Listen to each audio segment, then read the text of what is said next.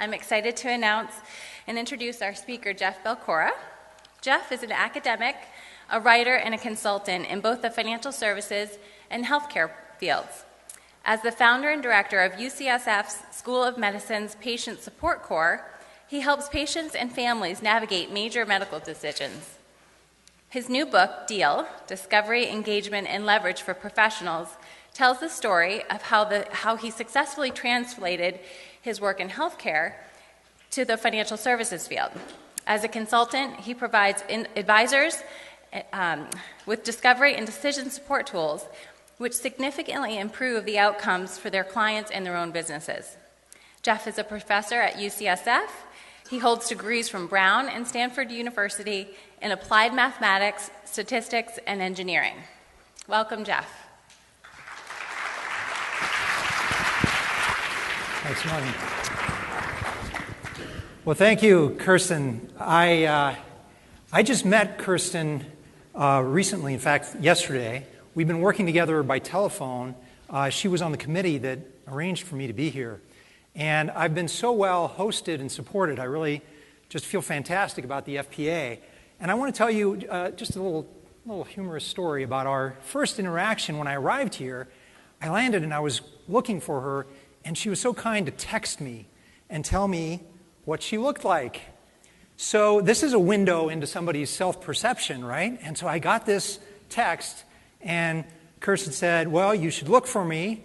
I'm pretty, I'm tall, I have a blonde wig and sunglasses.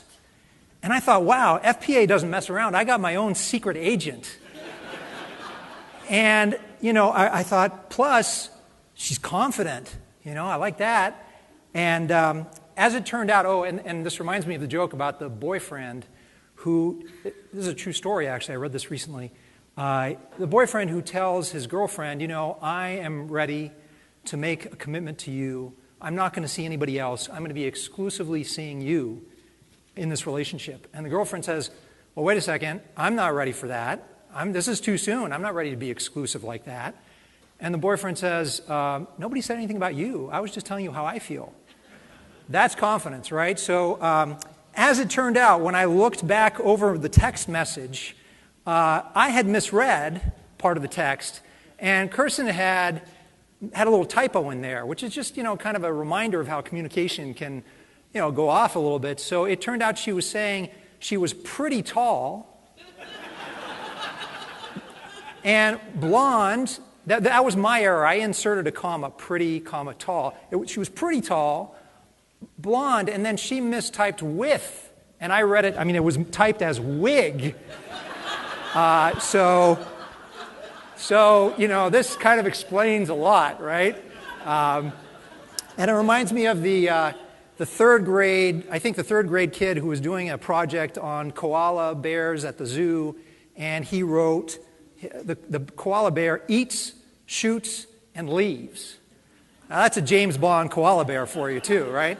So where you put the comma really matters. I think Mark Twain, or some other writer, but everything always gets attributed to Mark Twain, said, I had a hard day writing today.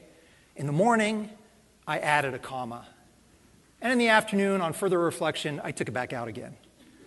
So, communication is actually a really important part of the work we all do. I want to start off, I understand the theme, one of the themes of this conference is storytelling. So I do want to introduce myself through two stories that I'll tell you quickly. The first started when I was coming up at Stanford University. I was a graduate student in engineering studying decision making. And I fell in with a group of doctors who said, you know what, this work you're doing on decision making, this is kind of, we could use more of that kind of thinking in healthcare. So I immediately connected with particularly a surgeon named Laura Esserman, and she had a burgeoning practice and invited me to really help her patients with decision making. But I had the good teachers and the good training and the good sense to know that I had to go in and do some real ethnographic study and conduct a needs assessment before I could come in with any solutions to propose. So I accompanied Laura's patients on their journeys from getting a diagnosis, she was working in the area of cancer, to going through treatment decision-making consultations. The very first patient that I worked with as a graduate student, I interviewed her ahead of time, ahead of the consultation with Laura. And this patient said, well, I've been diagnosed with cancer. It's early stage breast cancer, so I actually feel pretty fortunate. I think this is going to be, from what I can tell, pretty survivable. I'm not looking forward to these treatments. But what's really got me down is that I wanted to take my mom. In fact, I booked a cruise for my mother to take her to Europe finally. She's always wanted to see Europe, and her eyesight is failing. And, she's getting much older, and her eyesight is failing. There's nothing they can do about that. And so the prediction is if I have to postpone this cruise, she's going to go blind. Won't be able to enjoy the trip. So this patient had this trip all queued up for the next month and was really heartbroken that she wasn't going to be able to take her mom on this cruise because of the cancer treatments. So I went into the meeting, and I was taking notes for the patient. That was part of how I tried to be adding some value to the process while I was doing my needs assessment. And she and Laura had this conversation about the treatment options, and Laura said, I'm going to recommend for you, because this tumor is so small, I think with 1 or maybe 2 excisions, I can go in there and just get the tumor with a clear margin around it, and then you'll need 6 weeks of radiation, but overall you're going to come out of this with 90+% survival rate, and I think the cosmetic results will be good. And so Laura, in her mind, was being very patient-centered, and the patient was a little crestfallen about the timing, and I could see in her face this, realization of grappling with, well, I'm not going to be able to do that cruise, And so when we stepped out to let the patient change, I told Laura, the surgeon, and I said, when I was interviewing this patient ahead of time, she told me the story about her mom and the cruise, and as soon as Laura heard that story, she said, oh, wait, that changes everything. Let's go back in there. And so we went back in, and Laura said, Jeff, just explain to me what you told them about your mom. I have another option that I can put on the table that really might serve your interests better, and that is, what if we did a simpler procedure that's equally safe in terms of 90+% survival rate. We'll do a mastectomy. We'll remove all the breast tissue. We'll send you off. That's going to be 3 days and some recovery, and you can go on that cruise. And we'll send you off with a prosthesis, and when you come back, we'll take care of the cosmetic issues with a reconstruction. So, the patient really went from, I could see in her face now, this kind of crestfallen acceptance of, the treatment that was necessary to really a much more transformative, positive impression of, wow, this surgeon really cares about me, has, understood what I'm looking for, and is offering a solution. And that's ultimately what the patient did. And it all worked out, exactly as planned. So you can imagine, as a grad student, I worked with lots of patient advocates and breast cancer survivors and others, and they used to say, one of them used to say to me, Jeff, you have 4 strikes against you. You're male, you're young, you've never had breast cancer, and you're an engineer, and we can't decide which is the worst thing. So, but in that moment, that very first patient that I worked with, I really understood that the tools that I was developing and the approach I was developing had a place to play. And in healthcare, this became work that I did on my PhD dissertation on discovering the patient agenda, discovering and documenting the patient agenda. That's very important, so that physicians could understand and address the issues on the patient agenda. So, that worked out very well for my dissertation, and then I followed Laura Esserman to UCSF. We'd been at Stanford, and I started working there and built up a patient support program, patient education program, developed some more tools around, well, now when you've discovered the patient agenda, usually, especially in a healthcare situation, you're confronting decisions. Some of the decisions are inside the medical domain, and some of them are outside the medical domain, but you're surfacing a lot of decisions. So how could we use decision science to support people and to support doctors in guiding people through a decision process? And that became the second major piece of my work at UCSF. And then the third piece was leveraging all the resources we had at our disposal. So I'll talk more about that a little bit later. The second story I want to tell, though, is what happened many years later after I'd done randomized controlled studies of discovery and decision support, dozens of publications, lots of really good evidence. on how this kind of patient-centered care increases patient knowledge, increases decision quality, reduces anxiety, reduces distress, reduces decisional conflict, reduces decisional regrets. So lots of what are called in our field psychosocial benefits from this kind of process.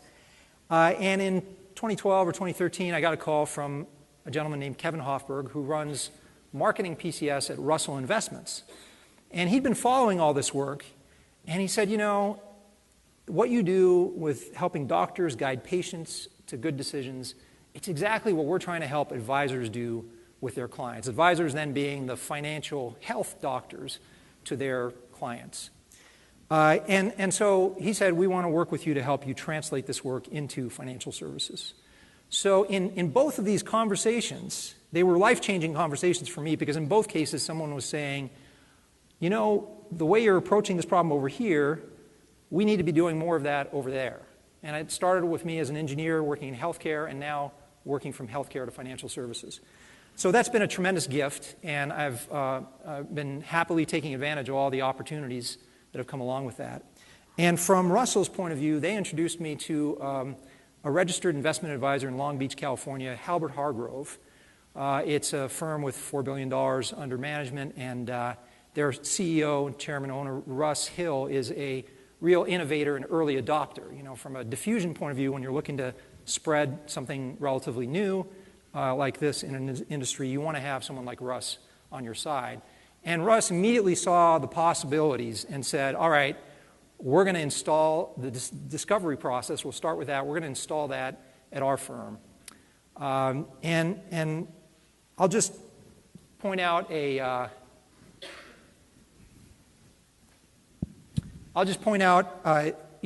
why of all this for you as financial advisors is that ultimately this kind of discovery and decision support translates into higher margin growth.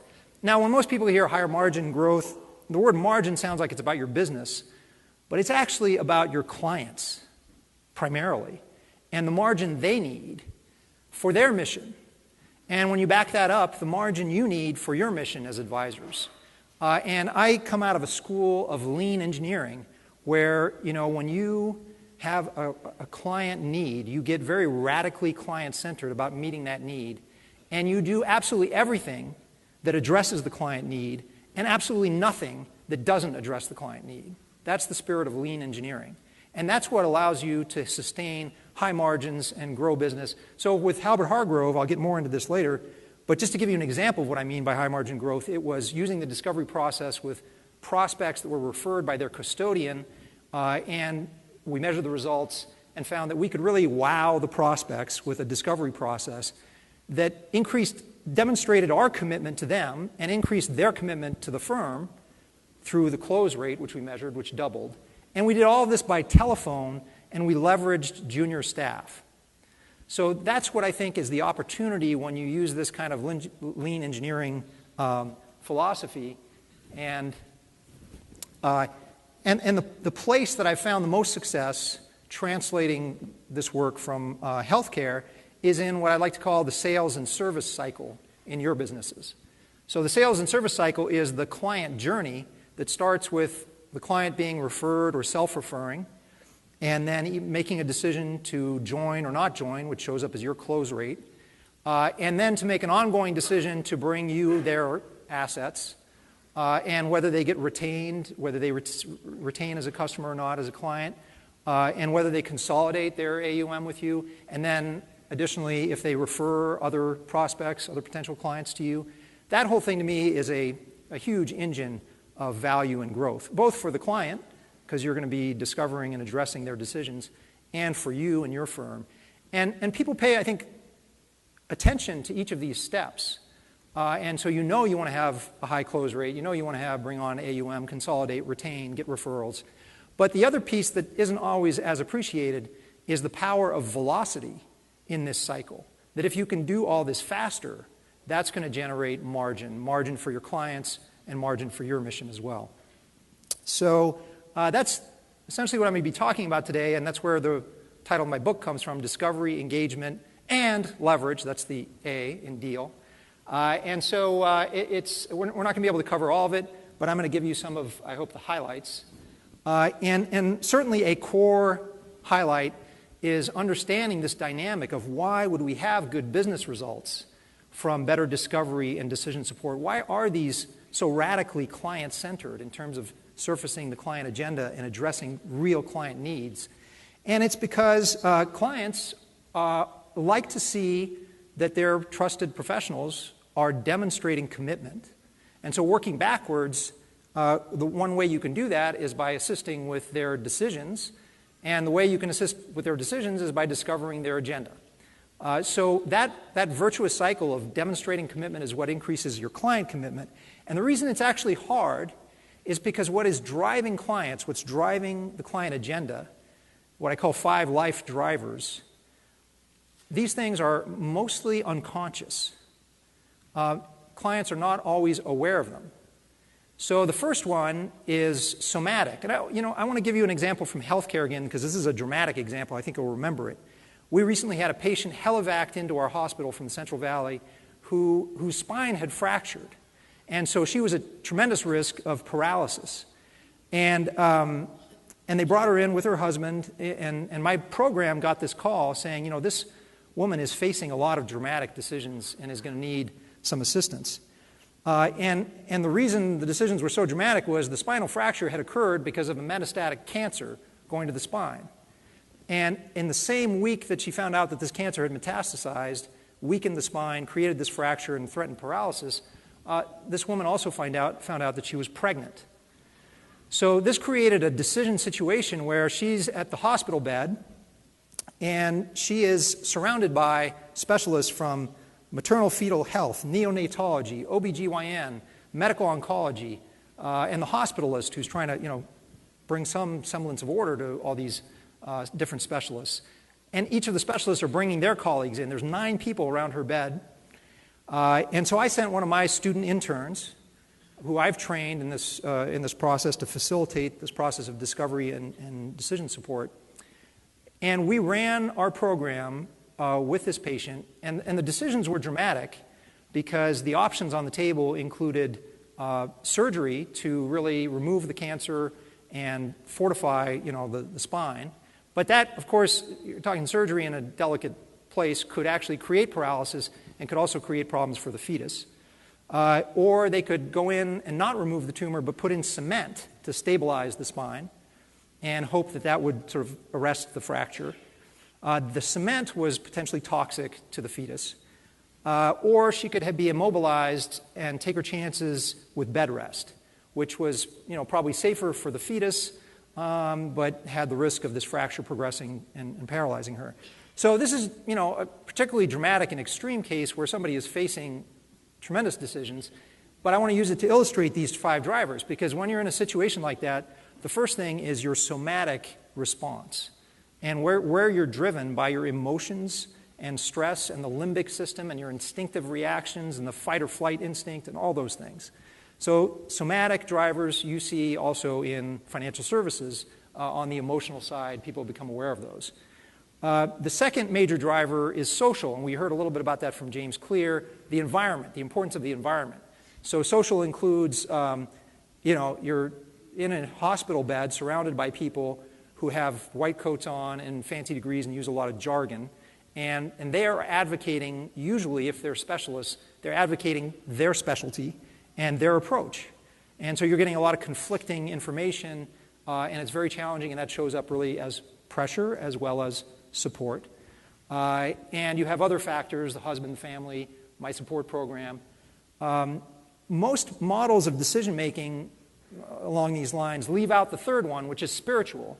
This becomes evident in a hospital setting when we have our chaplain attending to people who have deeply held religious beliefs and are looking to a higher power to help guide them in making this decision.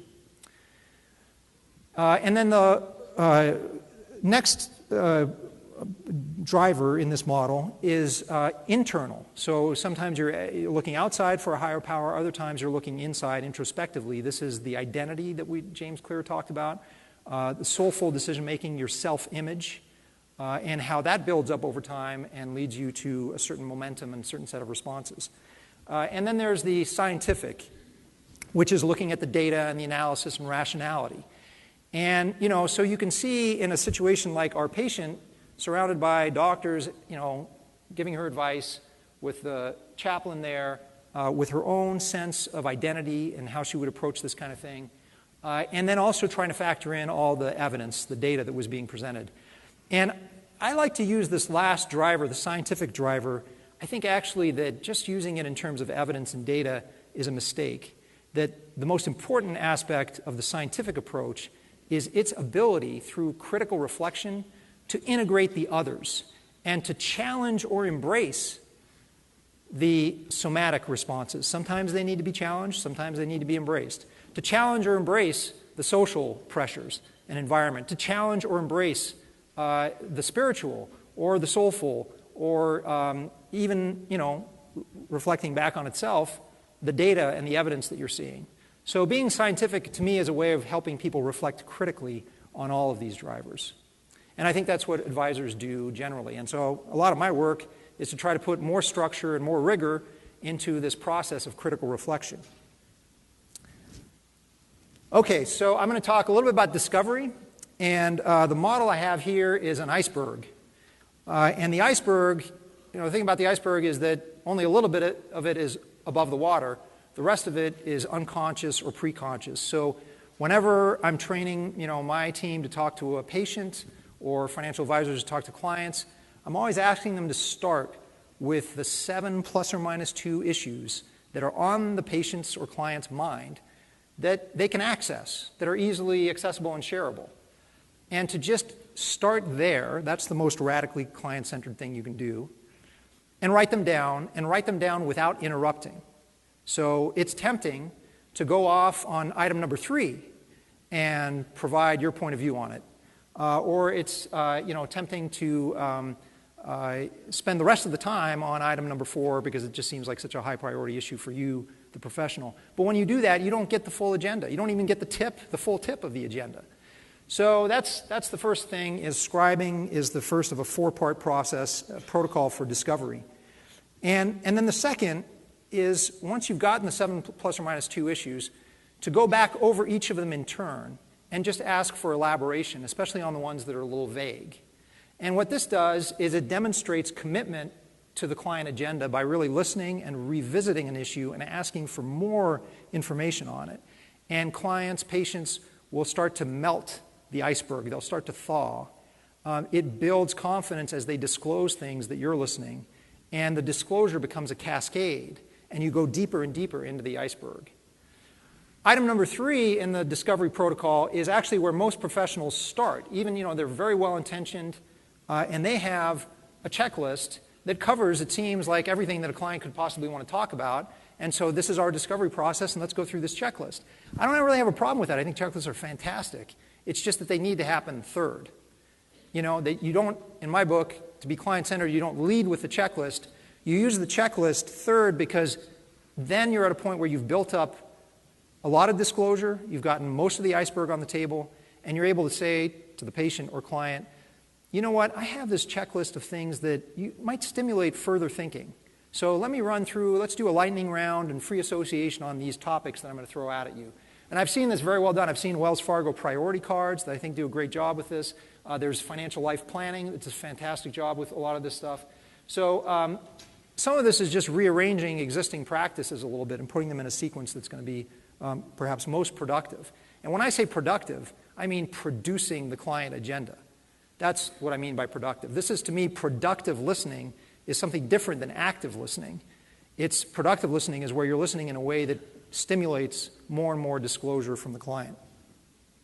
Okay, so at the end of all this, you do need to triage for brevity, right? Because you can't really tackle the whole agenda all at once. I train people to create a single-page discovery note. So you have to put some constraints on yourself and summarize and paraphrase and learn to be terse and succinct and use bullet points. So on your tables, you should have a handout. It's a purple piece of paper. And this is the first conversation I ever had with a client of Halbert Hargrove. This was a brand new client and was just about to go through the onboarding process. If anybody needs the handout, by the way, it should be on your table or nearby chair. But if you need one, we've got a bunch of extras. So raise your hand. And I'll give you a chance, while we're distributing the handouts to everyone, give you a little bit of background. Take a sip of this.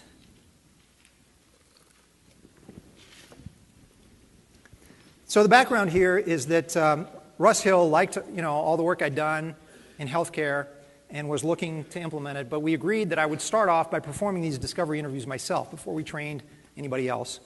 So I spoke with this client by telephone, and she was gracious enough to allow us to record it. We got her permission, and also gave us permission to share. This has been de-identified, so there's no identifying issues here. And the resulting discovery note is a page long, and it resulted from application of this select protocol. And I didn't change a thing about how I conducted the interview. It was exactly the same way as I would do it with a patient who was coming in to see one of our physicians for a consultation. Now, in this case, when I'd been scribing and getting the client to elaborate for a little bit, and then the conversation really got very intimate. She started describing how her husband had been diagnosed with Alzheimer's, and she'd needed to put him in a home. And so now she was grappling with this transition in her life of taking the sort of financial reins, which he had always been managing, and then also being a caregiver for him, visiting him at the home, and balancing her own needs. And so we got into this conversation. I thought I would play a recording, a brief audio clip. So this is going to be 2 or 3 minutes long. It's challenging because it's telephone recording.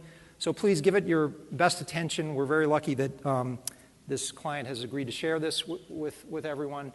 And then we'll debrief it afterwards. So we're going to try to get the audio going here. Overall, are you satisfied with the care he's getting and the support you're getting from the facility that he's in? Yeah, it's a very nice facility. It's close to home. It's just about 10 minutes away. Mm-hmm. It's a new facility. The staff is great. They have activities. Mm-hmm. Meals are good. They have a lot of extra. The only thing he doesn't like is that he does share a room with another man that's in a wheelchair. He's kind of he just would like to be in a room by himself because he calls his room home. Mm-hmm. But I don't know if that would really resolve anything or not, because this roommate that's in a wheelchair, he's not in the room much. But he doesn't like people coming in and out of his room. He's very territorial. He's he wants more privacy than what he gets. Mm-hmm. And that bothers him. Because they're always coming in with laundry and supplies and cleaning the bathrooms and doing this and doing that, and that irritates him. Yeah. And does the facility have individual private rooms? They do. I think you have to sign up for them. There hasn't been any. I think they have 9 in the whole facility. And they really haven't been available, but it's also $1,100 more a month for a private room. Yeah. I cannot justify that.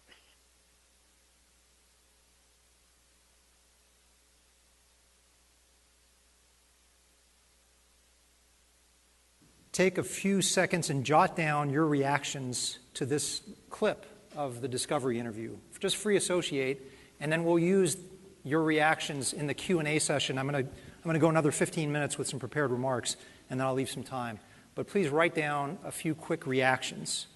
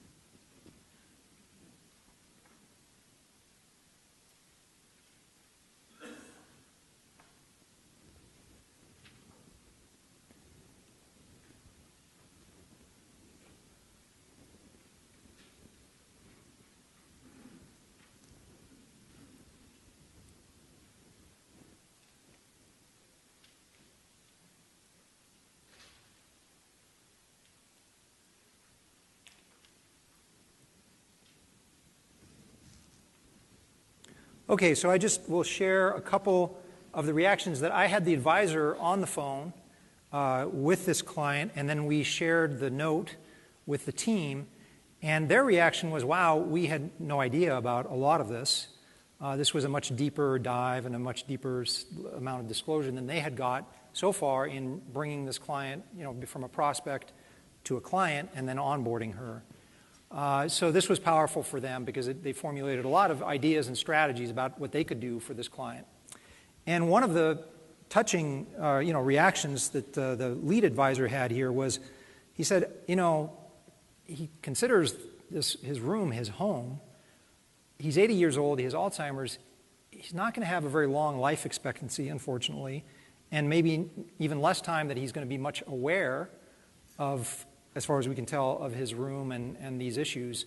So what if we look at this portfolio and see if we can free up $1,100 for a certain period of time for him to have, for the client to be able to offer her husband this, last gift, really, of having some privacy and in the place that he calls his home. So that was one way, and I think you can see being able to demonstrate that level of listening and attentiveness and creativity and responding to clients in this way is demonstrating your commitment and then receiving the relationship back in terms of mutual reciprocity and commitment from your clients.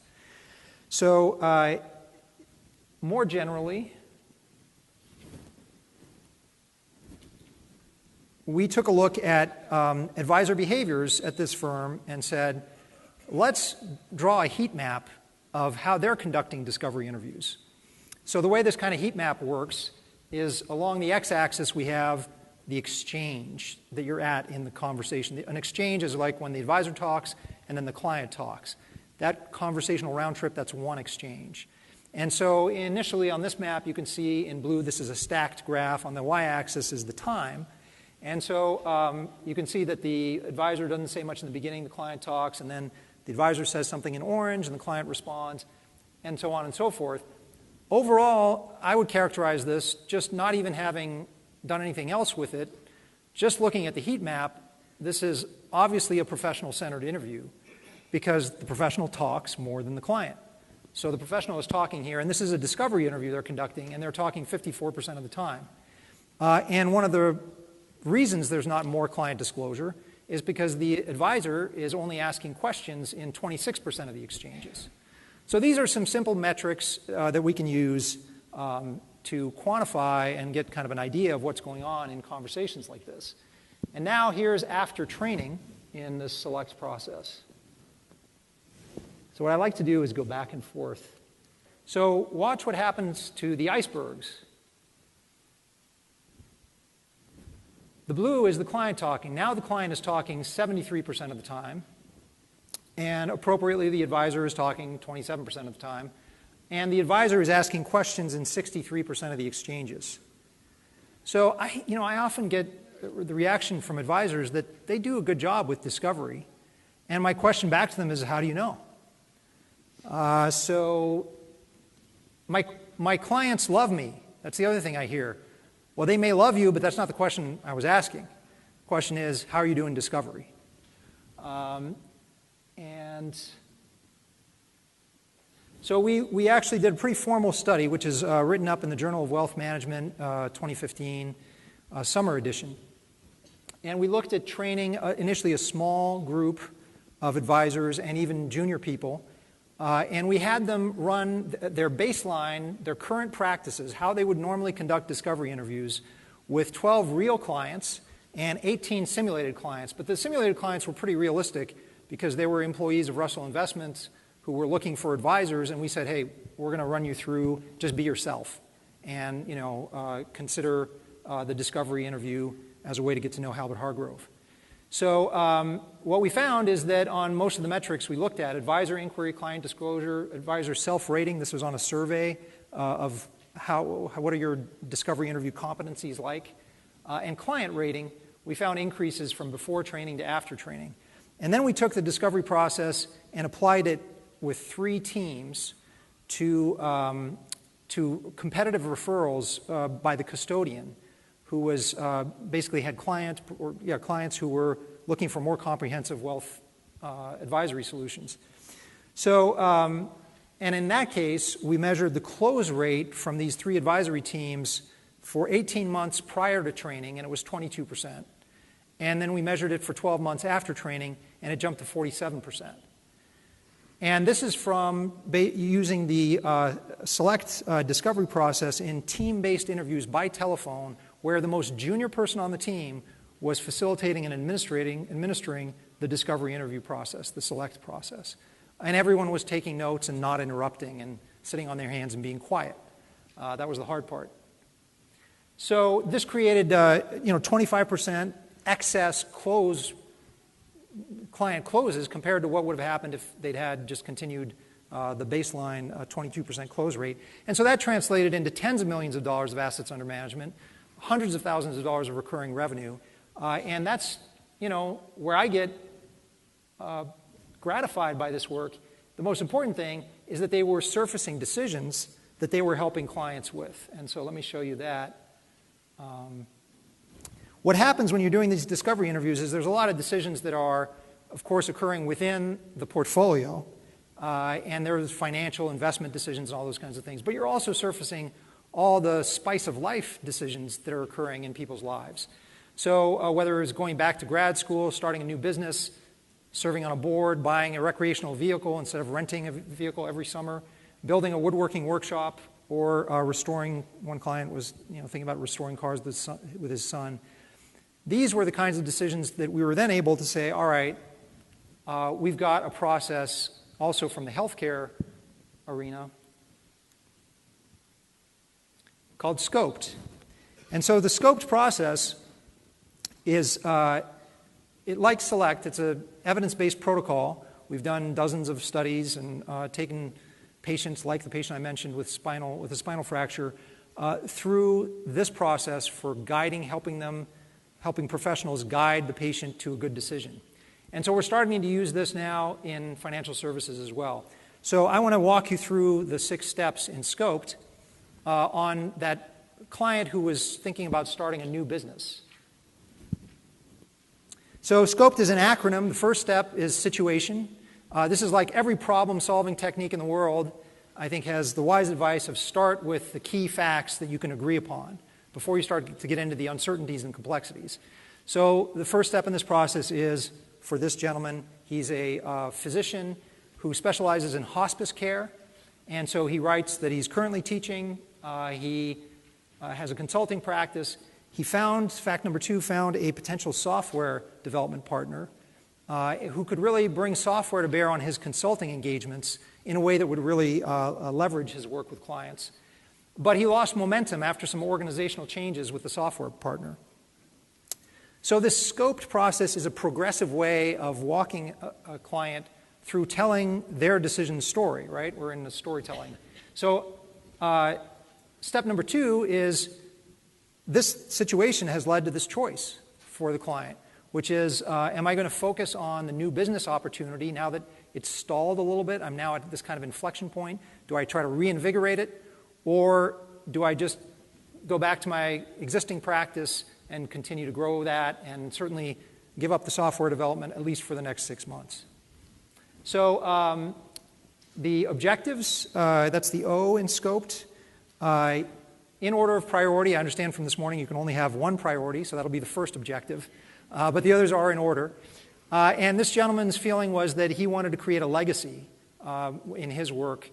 He was very happy working with one patient at a time, but what he really wanted to do was change the system of hospice care. And his second objective, compatibility, he realized how important it is for him to work with people who have compatible values.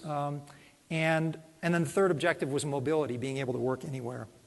So this whole process goes on with then also brainstorming and listing some of the participants and stakeholders who are either involved or affected by this decision. So his current partners and clients, his family, and perhaps the future partners and funders and beta sites if we're talking about the software development effort. And when you get to the 5th step, which is evaluation, this is where the client walks through and in their own words characterizes how each choice impacts each objective. So this is a logic table, and I'll just take the first objective as an example. This is creating a legacy is his goal, and for the new business idea, he felt, in his words, that by creating this software venture, he would ultimately be able to help hospices deliver better, more efficient care on a system-wide level. His existing practice was stable, safe, and interesting, so it was compelling, but it didn't scale. So it didn't necessarily meet that first objective. So I'm not going to go through all of the objectives, but you get the idea that you fill out this table, and then, if I can have the next slide, he ultimately decided that he was going to prepare to launch his new business starting July 1st, and that his next steps were to stash away some income, cut back on expenses, and get buy-in from his family. So, I was just in a session previous to this where the speaker was, Kate Healy, was talking about so much of what you do for clients is intangible. But these work products, when you produce a discovery note, or what's sometimes been called a discovery or goals agreement, that's a tangible product. And when you surface decisions and you can scope them and produce a scopes note, which is what you have on the back side of your handout, this is something you print out and give to patients or clients, or email to them. It becomes part of really. It should be part of the client file. And in my book, again, this is going back to lean engineering. This is the kind of stuff we want in our CRM system, right? This is what we want to be coming back to over and over again and updating and revisiting with clients. And there's probably a lot of stuff that we're doing, and I'm just amazed in this industry that proposals are generated out of financial systems. That's completely backwards. Proposals, if they're going to be client-centered, should be generated out of CRM systems using discovery and decision information like this. So I have a strong point of view on that. So let me leave you now. I want to conclude my prepared remarks, and then I think we have about 15, 20 minutes for questions. But I just want to conclude by calling you to action and saying, I don't ever want to just get up and speak to an audience. I want to leave you with something really practical, tangible that you can take away. So before you go try to scope client decisions, which I'm sure many of you are already tempted to do, start with your own decisions. So just start. Remember earlier we talked about building new habits with James Clear? That let's just start with you finding one decision that you could scope that's your own personal decision. And I've given you my rubric for categories. This is my checklist with patients and clients for covering the dimensions of life. It's learn, earn, serve, play, create, and love. So you ought to have a single decision. If you can find one decision in any of these categories. The clients that we talked to and discovered, I put the examples in there. Learning is things like grad school, earning things like the new business, et cetera, et cetera. So I would really like I'd like to conclude this session with you writing down one area that you could practice scoping on yourself. And I want to invite you to the workshop that I'm going to do in this room, after a 15-minute break, in which we'll go over your cases, and we'll do some supervised practice and do some brainstorming about the barriers and benefits of creating scope notes, and just generally have a deeper dive on all that. So, and by the way, if you're uncertain about which breakout to attend, because there's a number of breakouts, I would say if you have a really critical decision that you want to scope, come to this next workshop. If you're not making critical decisions, or your clients aren't making critical decisions at the moment, there are lots of other good opportunities. But if you have something critical, this is lined up to really help you work through that in the breakout. And then one way or another, you could do this right now, get on your mobile devices or whatever, and access this scoped PDF template. The reality of mobile devices and browsers and all that kind of thing is if you end up having any trouble, email me, jeff@jeffbelkora.com, because there's always little glitches in this kind of thing. But ideally, this is a template that you can tab through and fill out and type up, and it'll help you just administer the scope process. Do it on yourself first. So that concludes my prepared remarks, and I certainly hope that you have some questions. We'll be sure to use silence and let you think of things. We've got microphone runners, and so thank you. So in the select and the scope, are they, as mental constructs, sequential in nature so you can't proceed to the next, or are they dynamic so they can move around and follow the client lead? Yeah. What's your name, please? Neil. Neil. So, Neil, The select, they're somewhat separate. The select process is a discovery process, and when you're in the discovery process, you don't really know yet what you're dealing with in terms of decisions. So I would say that that's how we start most conversations. And then once we've surfaced decisions, usually there's actually multiple decisions. If you look at the handout, this client, is worrying about her husband in the private room in the Alzheimer's facility. She's got annuities that are coming due. She's dealing with selling property. There's multiple decisions in there. So in working with clients, I would say, you discover their agenda and then figure out what is the next most important thing to do in terms of scoping a decision. With this advisor team, in this case, they felt like that Alzheimer's decision was something, they could go do some work with her portfolio and see if they could generate $1,100 and work through a scope note with her. It still might end up being something she decides not to do, but at least they would be helping her, understand the real ramifications. They could help her build an evaluation table, et cetera. So have I addressed your question in terms of these things being sequential? Well, so if I'm hearing you correctly, though, in that conversation that you're having during discovery, you may pick up on a particular thing that the client says, which may lead you to a different question. Sorry. Yeah. The conversation may lead you to a different question. So you're going to take from the patient or the client first, gather that information, follow that lead, and you're still scoping. You're just filling it in, not in sequence. Well, you might not be, we might have to have a longer conversation about this. Really, you're discovering the agenda, documenting it on a single page, and then picking one decision with the client that you might want to scope next. So, and then you apply the whole scope process with this dialogue into situation choices, objectives, et cetera. Your point is also making me think, however, of how this is how committed I am to lean engineering, is that I see the work being done in practice management, and I see people saying, well, we should have quarterly review meetings, and the quarterly review meetings should have this agenda where the first quarter will discuss this, and the second quarter will discuss that, and the third quarter, and it's all sort of pre-structured. And I keep using the word, I'm sorry to say, professional-centered. I think really what happens when you're going to set up a client engagement roadmap is you start with a discovery, and then what's in the agenda and what you can bring on your side, that dictates the next 4 quarterly meetings or whatever frequency you need to cover these issues.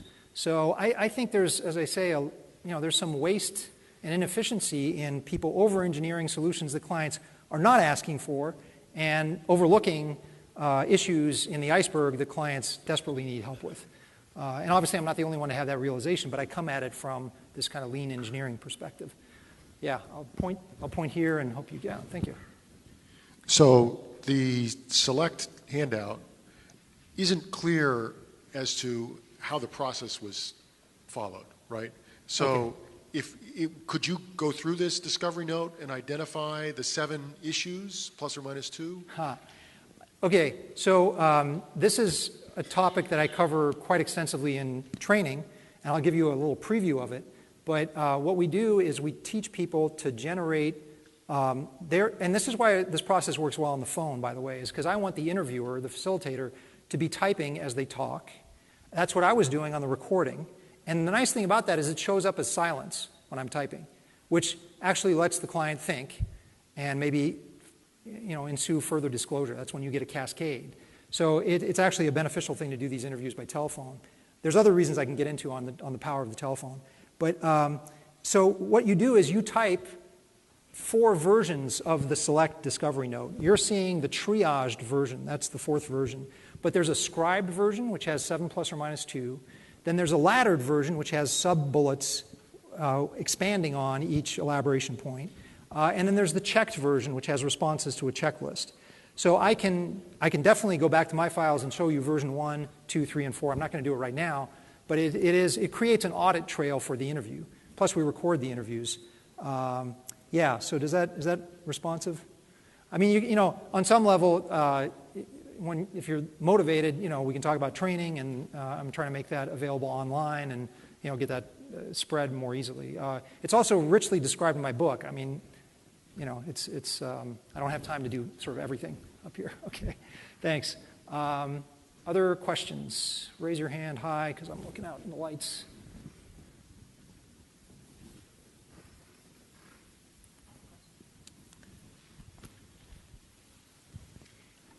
Using the the select process, how often would you recommend somebody go back through that with the client? Because in many instances, we've had clients for decades.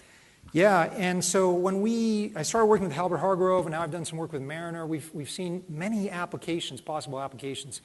Some of the things we brainstormed, like Halbert Hargrove, we started with, Russ said, well, let's do this with the uninvolved spouses of our clients, because there's always one spouse who's sort of more dominant. What if we could discover the agenda of the uninvolved spouse? So we've done a little bit of that.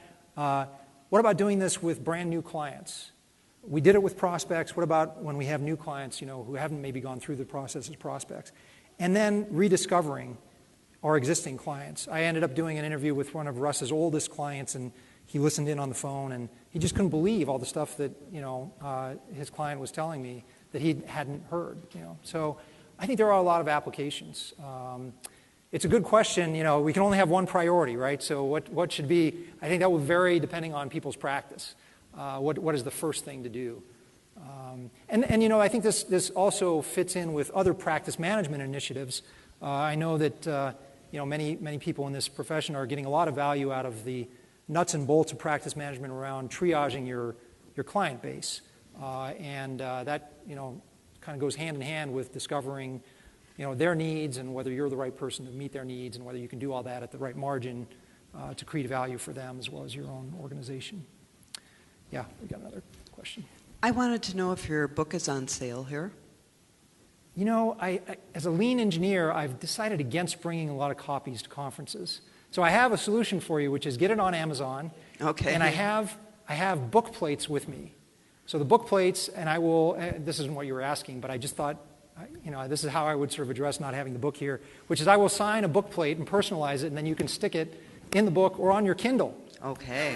All right. Cool. A lot easier to carry book plates than books, yeah. But I appreciate your interest. Thank you. Yeah. How long does that discovery interview process take? Yeah, that's a 20 to 40 minute interview. That's it, 20 to 40 minutes, yeah. In not cases cover where that the much. client has a lot, it can go on for an hour, but we schedule it for an hour, and we're aiming for, 40 minutes as kind of a sweet spot. So even a prospective client, someone that you've never met, Well, you can go it's through amazing. That process that quickly? I said I was going to come back to this. It's amazing the power of the telephone, actually, that I don't know how many of you all listen to NPR. Terry Gross interviews people on a radio program, and I was shocked to learn she only interviews people by telephone. And somebody asked her why, and she said, well, because my listeners are only hearing, and I don't want to be interacting with someone in a different way than my listeners are hearing them. And that has something to do with discovery. The discovery process is fundamentally about getting propositional content from the client. And we actually don't need to be face-to-face with them. I know this is going to sound like heresy, but if you read Gladwell and other social psychology, well, Gladwell summarized some of the social psychology on this, we're terrible, actually, at interpreting cues. So face-to-face, we have all kinds of biases. When they left orchestra conductors to conduct orchestra interviews face-to-face, 90% of the people hired were male. Orchestra conductors were male. Then they put up a screen, and suddenly all the orchestra conductors were doing were listening to the sound of the instrument. Almost overnight, orchestras became 50-50 female. And what we're trying to get from the client in terms of their agenda is the propositional content, what they're telling us and what they're willing to share and how they're willing to go on. And it's words, and those words have meaning. And I think doing it by telephone actually increases the disclosure. And it's efficient. It's amazing how much people will tell you when you don't interrupt them. So, when you listen to that recording, I'm not saying very much. I've built up some confidence by doing the scribing well and by doing the elaboration, asking for elaboration well. And then I'm keeping my mouth shut, and the client is telling me all kinds of revealing things. So anyway, there's lots of other reasons. The telephone, clients have loved the telephone because it's more convenient for them. And there's a point in time in a relationship where you do need to meet face-to-face. I'm not saying face-to-face is all bad. I'm just saying for a discovery interview, it's possibly over-engineered to meet face-to-face, and it's possibly very effective to conduct over the telephone.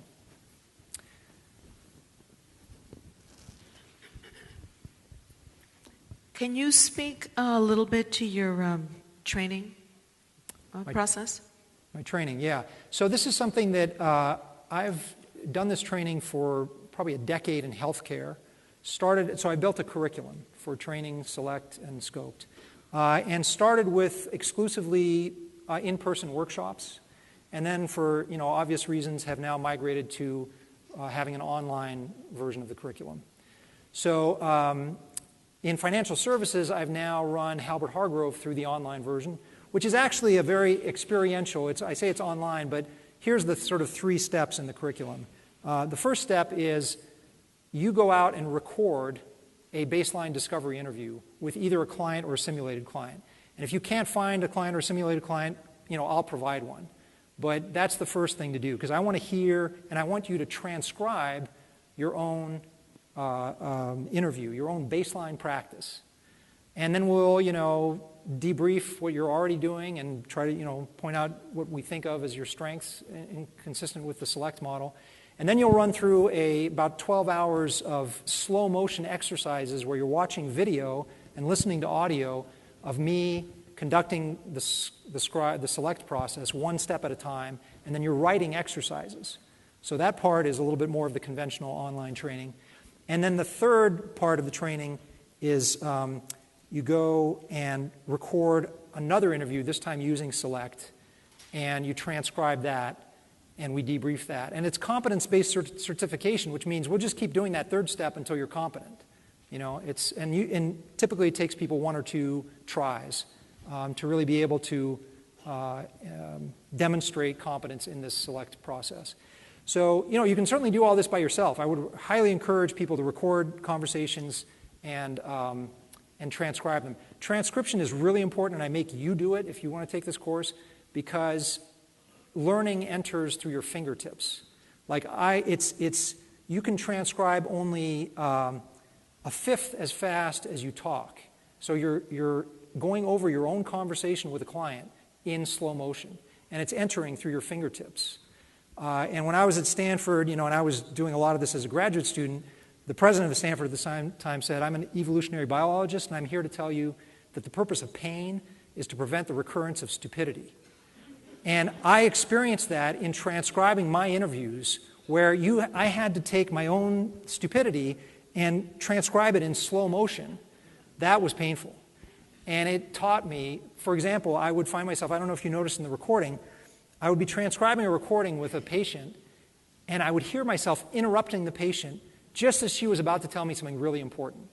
And in this recording, I'm happy to say, 20 years later, I've improved. I interrupted, I call these collisions, I interrupted the client, and I backed down. I started to say something, and she was saying something about the Alzheimer's facility, and I said, "No, go on," and I backed down. And I measure that in professional interviews, too. Characteristically, professional-centered interviews, the professional talks a lot, uses a lot of jargon, interrupts the client, and doesn't back down in those interruptions. Yeah, go ahead. Yeah, just to add to that, I had a great mentor that told me, when the client talks, shut up. Just let them go. And that's worked for me a lot. So don't just do something, stand there, is the advice I got. Yeah. All right, I have a question over here. Can Mike get here? Thanks. That's okay. I'm just wondering if you have to have client permission to record the conversation, and is that ever off-putting to someone? It's interesting how I face this. If you can imagine the level of scrutiny my work gets in healthcare, where PHI, protected health information, is as highly regulated as anything in financial services. So we do this all the time in healthcare. And what we find is that we can usually, clients are usually understanding that we've been recording their conversations with our schedulers for years. You call the UCSF Medical Center and it says, this call may be recorded for quality trading purposes. So we're recording calls that actually don't matter very much with schedulers. And now I'm saying I want to record conversations with surgeons. And so people kind of get the logic that if we give them a copy of the recording, they benefit, and then we keep it for quality assurance purposes. And we have service agreements, and we But generally, the patients are fine with it, clients are fine with it. When they're not fine with it, you have to present it in a way that's falsifiable or disconfirmable, where you can say, hey, it's totally fine if you don't want to be recorded, but we use these recordings for internal purposes, and we protect them securely with all the rest of the data that we protect securely. So, people come along. What's happened in my experiences with RIAs is that occasionally the client will say, if it's a prospect, they'll say, well, if I don't join your firm, I want you to destroy this recording. But otherwise, they're happy to get a copy of the recording, they're happy to get a copy of the note, and they're fine with what we're doing here. And I would encourage, their laws are different on recording in different states, so you do have to look into it and make sure your compliance people are, on top of that. But it's more feasible than you might think. And what I'm trying to convince Blue Shield to do in California is, I'm calling this the Oncology Cockpit Recording Project, where I'm trying to really get mass-scale recordings of oncology consultations with the eye to aviation, where the black box recording in aviation will record the cockpit conversations. And I want to do quality improvement on the conversations that oncologists are having with patients. And I think we could provide a tremendous patient benefit by just giving the patient recordings, which we do in my program. We record everything and give the patient a copy. But that's not a widespread practice. So I think there's lots of opportunities. I think in your industry as well, in financial services, probably opportunities for that. I think I have a red light on. We have maybe time for one more question. You're taking a picture of me. All right. Other questions? One more question. I see the gentleman in the striped shirt there. And then we'll go into break, and I'm happy to talk over the break, and then please come back for the workshop if you have. Well, you don't have to have a critical decision, but it'll be helpful. Do you find the use of this process more prevalent with the prospect as opposed to the actual client? Because we have a discovery meeting that we use, but the client's, the person's already become a client. Yeah. We sold them on becoming a client. Now we have this rather extensive discovery meeting where we really roll up our sleeves and go to work. Yeah, we were talking about it a little bit with Kirsten's question. I think it's going to depend, where you want to aim the ammunition in terms of where you're going to get the biggest bang for the buck. I would think as upstream as possible. So with prospects, if it can increase your close rate the way it did for Halbert Hargrove, it's going to really pay great dividends. Plus, you'll get the client started with an understanding of their agenda. So the onboarding becomes much more meaningful, I think, in terms of understanding then what are you going to do with this client. So yeah, I would say my inclination would be as early as possible in your relationship. All right, I think we better close there. So I want to, again, just encourage you to download the scope template, find a personal decision, work on that personal decision. Come to the workshop if you have one that you want to work through with me. We're going to be right in here in about 15 minutes. Thanks again for your attention, and hope to see you soon.